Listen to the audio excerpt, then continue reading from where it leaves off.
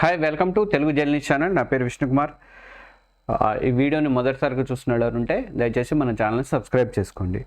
ఈరోజు మనం మాట్లాడుకోపోయేది చైనాలో బ్రహ్మపుత్ర నది మీద నిలుస్తున్నటువంటి ప్రపంచంలోనే అతిపెద్దదైనటువంటి ఆనకట్ట మెడోగ్ డ్యామ్ గురించి నేను మాట్లాడబోతున్నాను.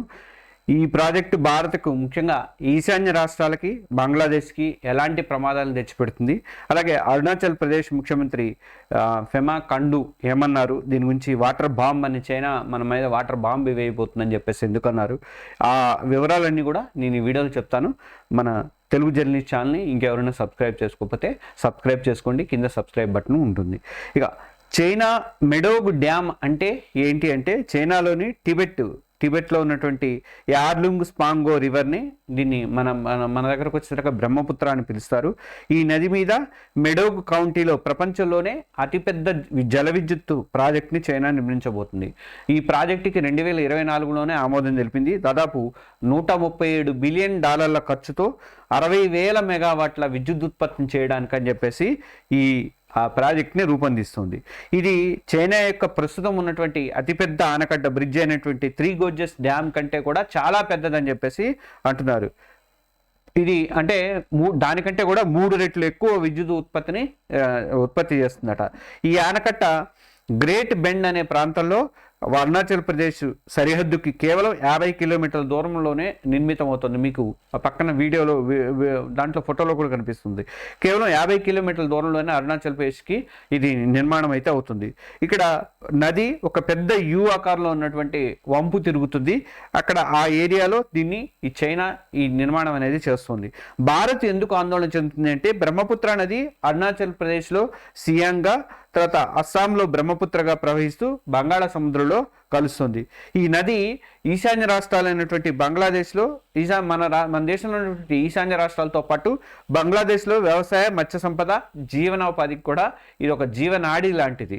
అలాంటిది చైనా ఈ ఆనకట్ట నీటి ప్రవాహాన్ని ఈ పెద్ద ప్రాజెక్టు కట్టడం ద్వారా ఆపేయాలని చెప్పి ప్రయత్నం అయితే చేస్తుంది. దీనివల్ల భారత్కి 2 ప్రధానమైనటువంటి సమస్యలు ఎదుర్కొనే అవకాశం అయితే ఉంది. వరదల ప్రభావం. చైనా ఆకస్మికంగా గనక నీటిని విడుదల చేస్తే, ఆ డ్యామ్ నుంచి నీటిని విడుదల చేస్తే, అరుణాచల్ ప్రదేశ్లోని సియాంగ్ బెల్టు, అస్సాంలోని బ్రహ్మపుత్ర ప్రాంతాలు మొత్తం కూడా భారీ వరదల్లో చిక్కుకుపోయి ప్రజలందరూ కూడా నిరాశ ప్రమాదం అయితే ఉంది. సర్వం కోల్పోయే అవకాశాలు ఉన్నాయి. 2000 సంవత్సరంలో కూడా ఇలాంటి ఒక సంఘటనలో సియాంగ్ నదిపై 10 బ్రిడ్జీలు కొట్టుకుపోయాయి అన్నమాట. ఇలా తర్వాత రెండోది ఏంటంటే, నీటి కొరతకు కూడా అవకాశం ఉంది. నీటి ప్రవాహాన్ని ఒకవేళ చైనా తగ్గిస్తే ఈశాన్య రాష్ట్రాల్లో వ్యవసాయము, మత్స్య సంపద, అలాగే తాగునీటి సరఫరా తీవ్రంగా దెబ్బతినే ఛాన్స్ ఉందంటున్నారు. బంగ్లాదేశ్లో 65% నీటి సరఫరాకు బ్రహ్మపుత్ర జీవనాడిగా ఉంది. నీటి సరఫరాకి అందువల్ల అక్కడ కూడా పెను నష్టం జరిగే ఛాన్స్ ఉందని అంటున్నారు. అందుకే అరుణాచల్ ప్రదేశ్ సీఎం పెమా ఖండు ఏమన్నారంటే, వాటర్ బాంబ్ అని పిలిచారు. ఎందుకు పిలిచారు అంటే, చైనా ఈ ఆనకట్టను వ్యూహాత్మకంగా నిర్మిస్తోంది.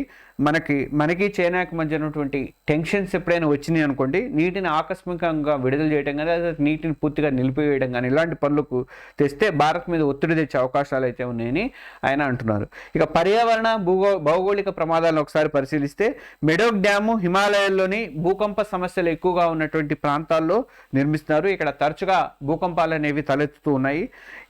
ఇంకొకటి ఏంటంటే, ఈ ఆనకట్ట మీద సేఫ్టీ మీద కూడా కొన్ని ప్రశ్నలు అనేవి వస్తున్నాయి. 2008లో సిచువాన్ భూకంపం లాంటి సంఘటనలు జరిగితే ఆనకట్టల వల్ల భూగర్భ ఒత్తిడి పెరిగి ప్రమాదాలు సంభవించే అవకాశం ఉంది. అక్కడ ప్రాజెక్ట్ ఏమాత్రం దెబ్బతిన్నా మొత్తం అస్సాం కానీ, అరుణాచల్ ప్రదేశ్ కానీ కొట్టుకుపోయే అవకాశాలు అయితే ఉన్నాయి ఆ వాటర్కి.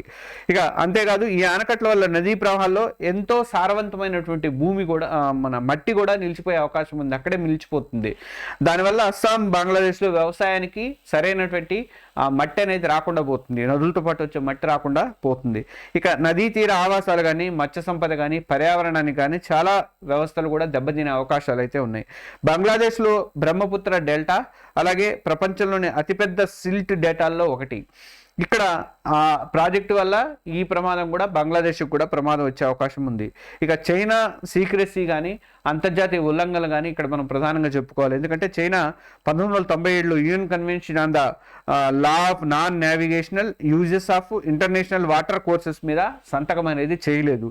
దాన్ని ట్రాన్స్బౌండరీ నదుల ఈక్విబుల్ షేరింగ్ నియంత్రిస్తుంది. ఈ ఒప్పందం ఉంటే కనీసం నీటిని ఎంత విడుదల చేస్తున్నాము, ఏం చేస్తున్నాము అనేది చెప్పడానికి, అంటే పొరుగు దేశానికి చెప్పడానికి అవకాశం అనేది నిర్ధారించాల్సిన అవసరం అయితే ఉండేది. వరదల నివారణ కూడా ఇది సహాయం అనేది మనకు అలర్ట్ చేయడానికి అవకాశం అనేది ఉండేది. కానీ చైనా ఈ ఒప్పందాలు లేకపోవడం వల్ల దాని చర్యలు చట్టవిరుద్ధంగా చట్టబద్ధంగా కూడా దాన్ని నియంత్రించడం అయితే మన వల్ల సాధ్యమయ్యేది కాదు. అంతేకాదు ఈ చైనా ప్రాజెక్టు గురించి ఎలాంటి సమాచారం కూడా భారత్కి ఇవ్వడం లేదు.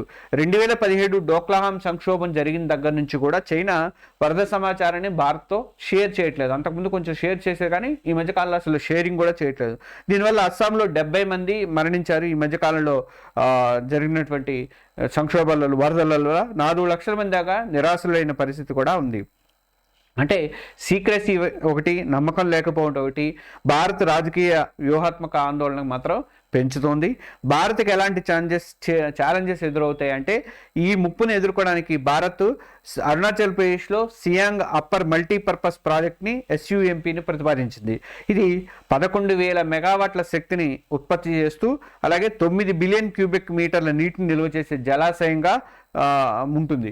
అయితే ఇది అంటే చైనా నుంచి వచ్చేటువంటి ఆకస్మిక వరదల్ని నియంత్రించడానికి ఇలాంటి ఒక పెద్ద జలాశయం అనేది మనకు కంపల్సరీగా కావాల్సిన అవసరం ఉంది. అలాగే నీటి భద్రతకు కూడా అవకాశం ఉంటుంది. అయితే ఈ ప్రాజెక్టును మాత్రం అక్కడ ఉన్నటువంటి స్థానిక గిరిజనులు, ఆదివాసీలు వ్యతిరేకిస్తున్నారు. ఎందుకంటే ఇది వారి భూములతో పాటు వాళ్ళ జీవనోపాధి కూడా దెబ్బతింటుంది కాబట్టి వాళ్ళు ఒప్పుకోవట్లేదు. అంతేకాక ఈ 2 ఆనకట్లు హిమాలయాల పర్యావరణ వ్యవస్థను మరింత దెబ్బతీస్తాయని చెప్పేసి అటు నిపుణులు కూడా హెచ్చరికలు అయితే జారీ చేస్తున్నారు. డిఫారెస్టేషన్ కానీ, సాయిల్ ఎరోషన్ కానీ, ఇలా ల్యాండ్ స్లైడ్స్ కూడా ఏర్పడే సమస్యలు అయితే ఉంటాయని చెప్పేసి వాళ్ళు హెచ్చరికలు చేస్తున్నారు.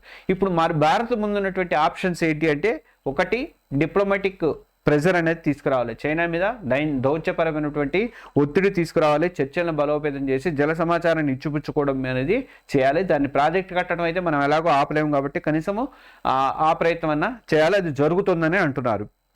ఇక రెండోది అంతర్జాతీయ సహకారము. మనము బంగ్లాదేశ్, భూటాను, నేపాల్ లాంటి దేశాలతో కలిపి south Asian water assessment network లాంటిది ఏదైనా ఏర్పాటు చేసుకుంటే బెటరు. ఆ విషయంలో చైనా మీద ఒత్తిడి తీసుకురావాల్సిన అవసరం ఉంది. మరి బంగ్లాదేశ్ ఒప్పుకుంటుందో లేదో కూడా తెలియదు. ఇక మూడోది టెక్నికల్ పరిష్కారాలకు వస్తే, నీటి ప్రవాహాన్ని పర్యవేక్షించడానికి శాటిలైట్ మానిటరింగ్ అనేది మన దగ్గర ఉండాలి కంపల్సరీగా.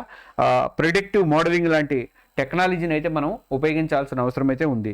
ఇక 4th వన్ ఏంటంటే స్థానిక సహకారము. సియాంగ్ ప్రాజెక్టు కనుక నిర్మిస్తే మాత్రము ఇలాంటి ఉపద్రవాలు తగ్గే అవకాశం ఉంది కాబట్టి స్థానిక గిరిజనులతో మాట్లాడి ఆ ప్రాజెక్ట్ నిర్మాణానికి వాళ్ళ ఆందోళన కూడా పరిష్కరించే ప్రయత్నం అయితే చేయాలి. ఇక ఫైనల్గా చైనా యొక్క మెడోక్ డ్యామ్ కేవలం ఒక జల విద్యుత్ ప్రాజెక్టు మాత్రం కాదు. ఇది భారత్ యొక్క నీటి భద్రతకు, తర్వాత పర్యావరణము, రాజకీయ స్థిరత్వము, వీటి మీద అన్నిటి మీద కూడా ప్రభావం చూపించే అవకాశం అయితే ఉంది. నీటి భద్రత అంటే జాతీయ భద్రత అని అనుకోవాలి కదా. ఈ సవాల్ని ఎదుర్కోవడానికి భారత్ ఇప్పుడైతే స్మార్ట్గా వ్యవహరించాల్సిన అవసరం ఉంది. ఈ విషయంలో మీరేమనుకుంటున్నారు? మన చైనాకి మనం ఎలాంటి సజెస్ట్ చేయొచ్చు, దౌత్యపరమైనటువంటి మార్గాల ద్వారా ఎలా మనం అప్రోచ్ అయితే బెటర్ అని చెప్పేసి మీరు అనుకుంటున్నారు? మీ కామెంట్స్ని షేర్ చేయండి, ఈ వీడియోలో షేర్ చేయండి. అలాగే ఇలాంటి మంచి వీడియోలు ఇస్తున్నటువంటి మన తెలుగు జర్నలిస్ట్ ఛానల్ ప్రతి ఒక్కరు కూడా సబ్స్క్రైబ్ చేసుకోండి. Thank you.